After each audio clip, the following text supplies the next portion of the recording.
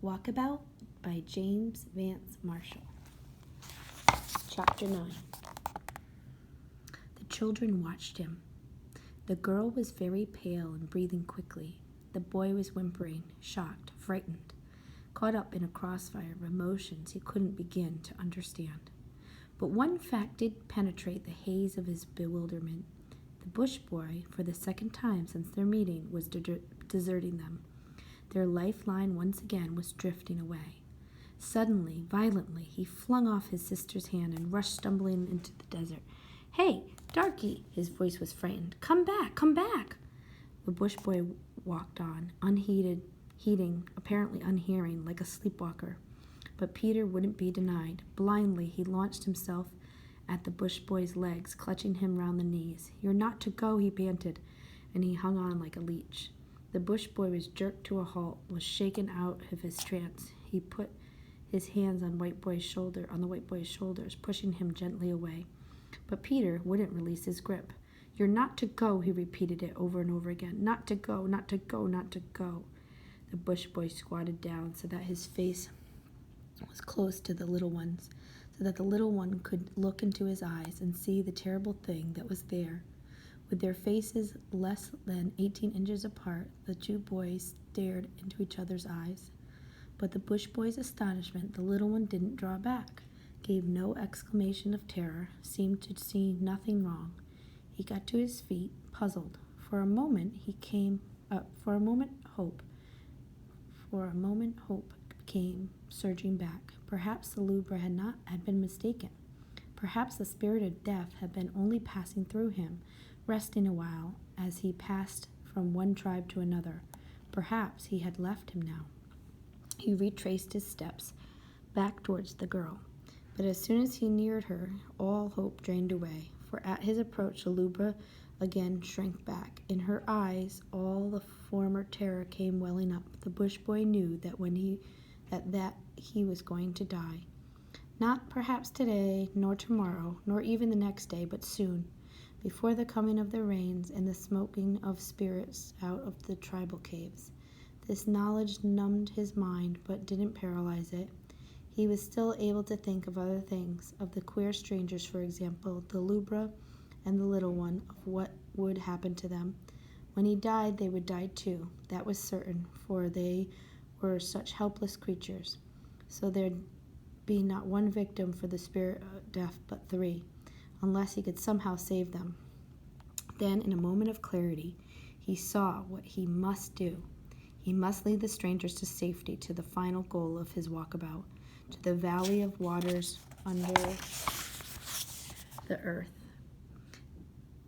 And they must waste no time, for who knew how much time they would have? He gathered up the wara and smoothed out the ash of the fire. "Kokora," he said, and struck out across the desert. The little one followed him at once, but the lubra didn't move. He thought for a long time that she had decided to stay by the billabongs, but in the end she too started to follow, but keeping a long way behind. Chapter 10. The desert was neither flat nor monotonous, nor was it like so many other deserts, the Gobi, the steppes, or certain parts of the Sahara, featureless and devoid of color. Its formation was varied: patches of sand, outcrops of rocks, dried-up watercourses, salt pans, faults, frequent belts of vegetation, and its colors were strong, bold, and harsh, and sharply defined. Belts of yellow, blocks of bottle green, patches of fire-flame red, and fields of blood. The bush boy led the way unhesitantly across the salt pans to the scattered yellow jackets, poor relations to the gums around the outcrops of the quartz and granite. It was 8 years since his tribe had last passed this way. He'd been little more than a toddler then, but small as he was, his memory and instinct had been at work, recording landmarks, storing up information that might be of use for the future. Information was proving invaluable now. Soon they came to a valley, gently rising, coiling like a lifeless snake aslant a range of low granite hills. Here the country was heavily timbered, stately white-barked eucalyptus tatty yellow jackets, saw-leafed banksias, and occasional patches of sandalwood, source of the incense-shedding jaw sticks that smolder beneath the images of a million oriental gods. And as the trees increased in number, so did the birds. There hadn't been many beside the hill that had fallen out of the moon, but here, in the shade of the eucalyptus, there were in their thousands gangs and gangs of finches, honeysuckers, and soldier birds, budgerigar gems of mauve and olive, gold, jade, green, and cobalt blue, and, perched on branches of the gum trees, row after row of wonga-wongas, sad-faced, motionless, silent as the desert itself. After the children had pushed some way into the valley, another type of bird made its presence known, a strange, sorrowful bird that followed their tracks, hoping from branch to branch with piteous, heart-rending cries. "It isn't yours," he wailed. "It isn't yours." The children paused, looked back. At first they could see nothing. Then, with a sudden fluttering swoop, a red-breasted pardalot swept over their heads to settle on the branch of the nearby eucalyptus. "It isn't yours, it isn't yours," the mournful cry echoed among the leaves. The bush boy turned to Peter, explaining by mime the pardalot's behavior. Ahead was water. Thirstily the bush boy gulped where the bird was accustomed to drink, and he was loath to share his private reservoir with strangers, for the pardalot was a bird with abnormal thirst. He drank 80 to 100 times a day, and not by normal process of inviting through the beak, but by settling himself on top of the water, spreading his wings, and absorbing the liquid through his delicate membrane of his skin.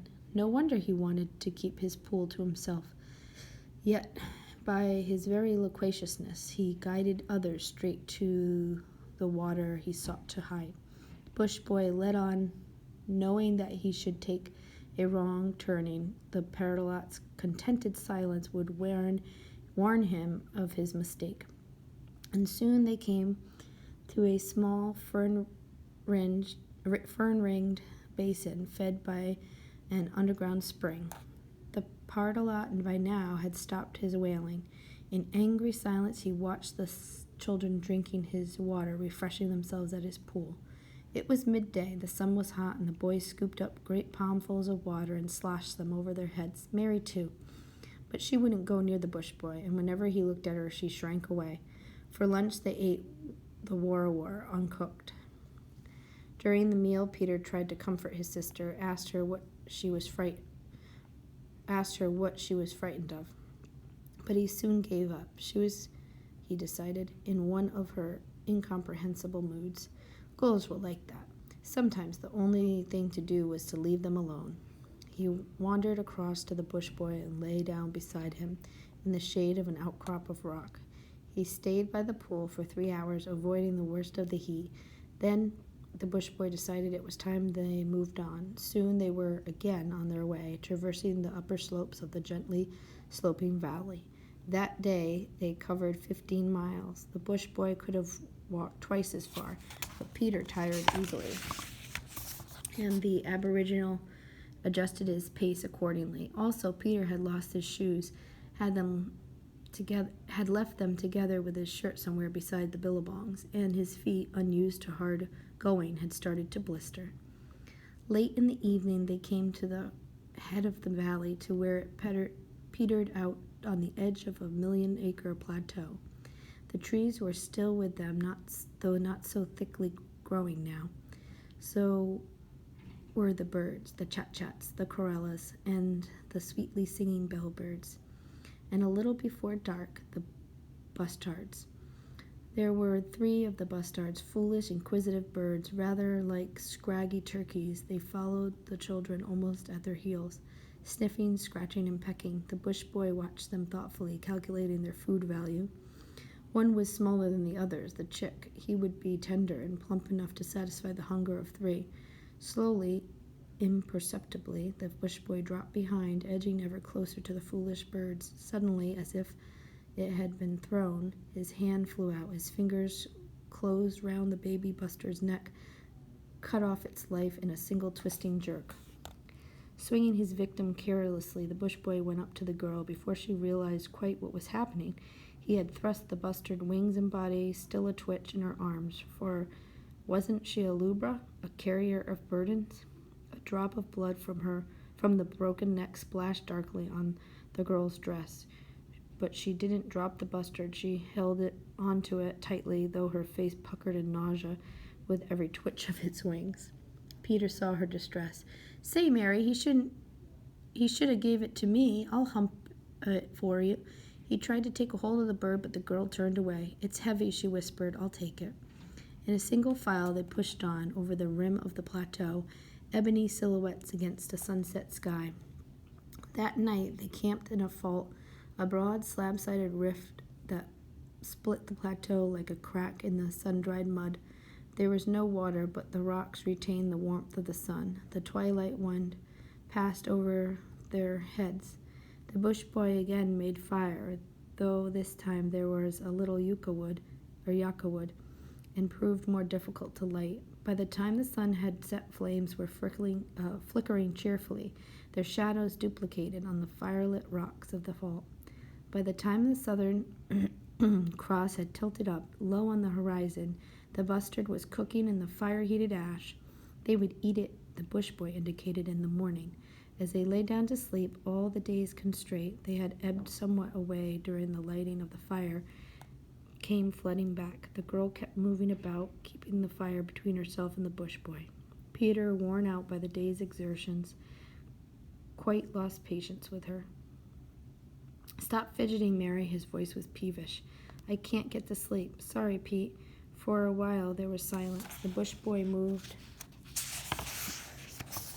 quietly about the camp, banking down the fire, brushing aside random splinters of wood. Watching him, the girl tossed and turned. At last she could bear it no longer. "Peter!" Her voice was low and somewhat different from usual, pleading, almost frightened.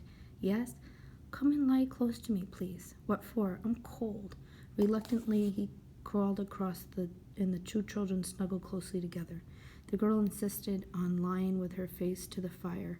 From where she lay, she could see the bush boy silhouetted against the firelight. He was standing on one foot, staring into the moonlight valley. She wondered what he was thinking, wondered if he was waiting for her to fall asleep.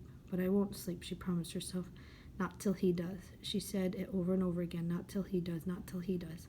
But at last her eyes started to droop, her breathing to deepen, and a little before midnight, in spite of her resolutions, she slept the sleep of the utterly exhausted.